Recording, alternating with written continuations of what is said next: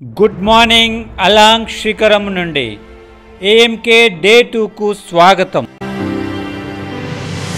ఉదయం అలాంగ్ శిఖరం తలంపై అన్వేషణను ప్రారంభించాం. శిఖరాగ్ర భాగానికి చేరి సూర్యోదయం ఆస్వాదించడానికి బయలుదేరాం మా క్యాంపు నుండి. ఇక్కడున్న పరిసరాలు, వ్యూ పాయింట్స్, సీనరీస్ను పోలి మనసును దోచేస్తున్నాయి.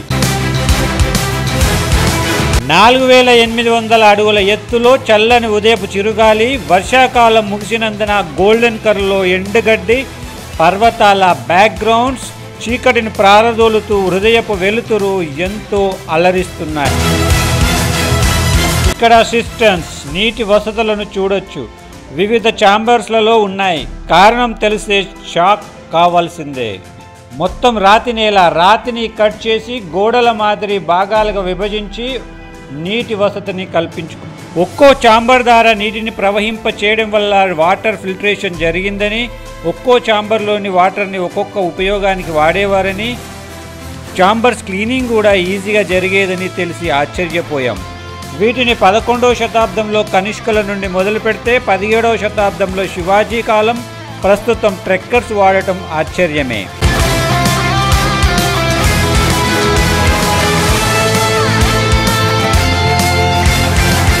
శివాజీ నిర్మించిన కోట ఆనవాలు.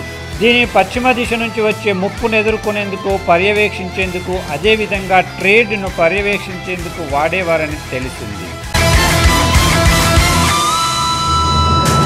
సూర్యోదయాన్ని మిస్ కావద్దని గబగబా పైకి పరిగెడుతున్నాం.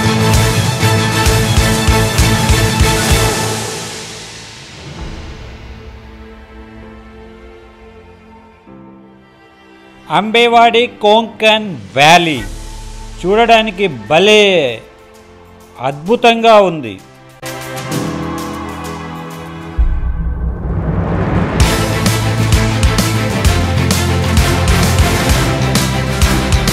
ఇక్కడి నుండి పెనోరమిక్ వ్యూ అందాలను చూసి తరించాల్సిందే.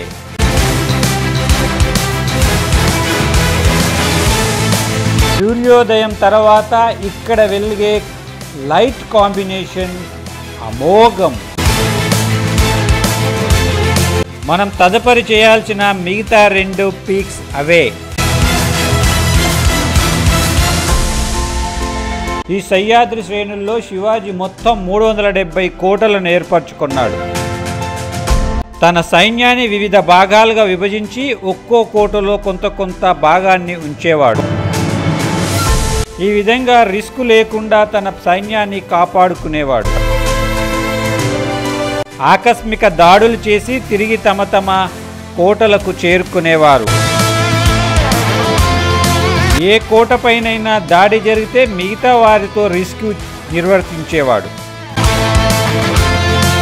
ఈ విధమైన ప్రణాళిక, వ్యూహాత్మక ఎత్తుగడ, పరిసరాలపై అవగాహన తనని తిరుగులేని శక్తిగా నిలిపింది.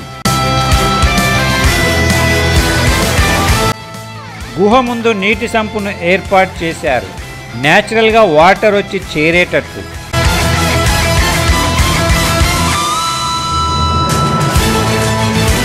ఇక్కడున్న గుహను చూడండి. నేటి సిమెంట్ కట్టడం లాగా ఉంది. పెద్ద రాయిని కట్ చేసి ఇంటి నిర్మాణం వలె తీర్చిదిద్దారు. కాలం సపోర్ట్స్ వదిలారు.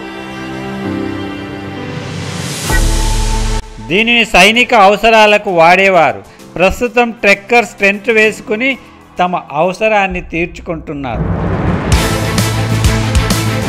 వంట చేసుకోవడం వల్ల పూర్తిగా మసిగా మారింది. వేస్ట్ మేనేజ్మెంట్ లేకపోవడం వల్ల చెత్తగా తయారైంది. చెత్త పట్ల శ్రద్ధ వహించాలని ట్రెక్కర్స్కు నా యొక్క విజ్ఞప్తి. రాత్రి ఈ గుహ మొత్తం ట్రెక్కర్స్తో నిండిపోవడం వల్ల మేము 6 బయటే టెంట్ వేసుకొని నిద్రించాం. రెడీ అయి 2వ రోజు 2వ శిఖరం మదాన్పై దౌడు మొదలుపెట్టాం.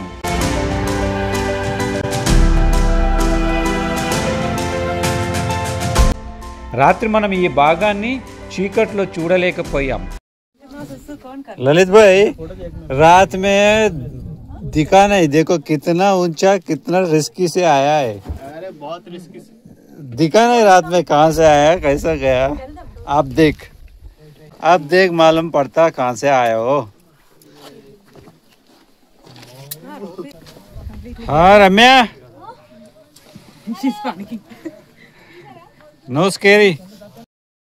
हाँ भाई साहब देखो भाई साहब।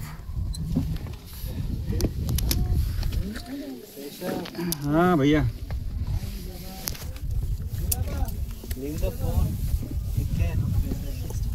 Yeah.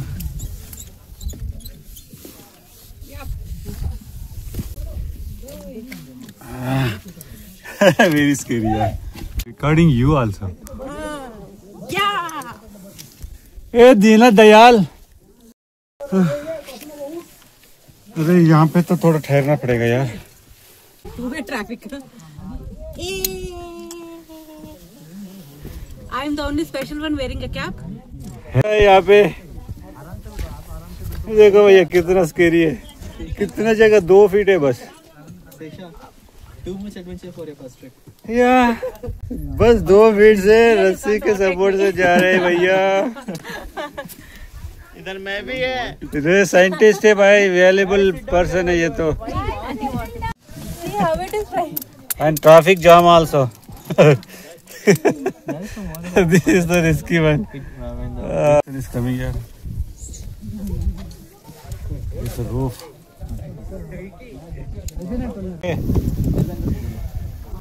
निकालो। Yes.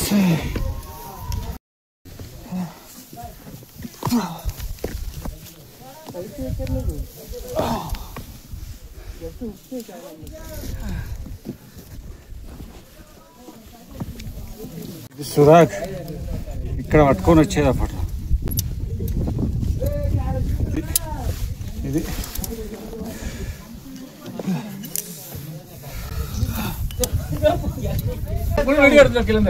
अंदर जाना मैं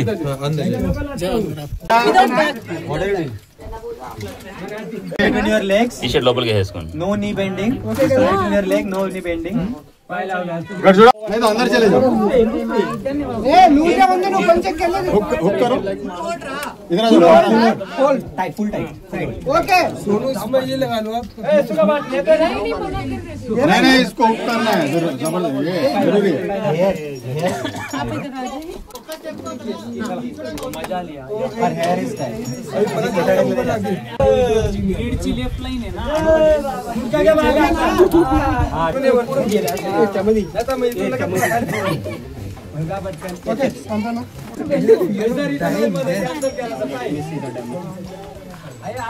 Don't go with it. Let it go.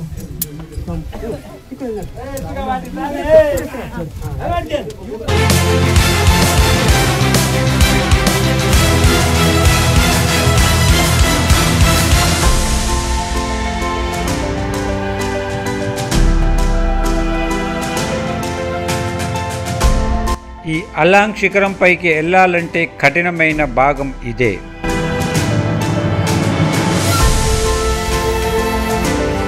Technical support లేకుండా ఈ భాగాన్ని ఛేదించలేము. గుండె ధైర్యం, శారీరక దారుఢ్యం ఉంటే తప్ప దీన్ని చేయలేము.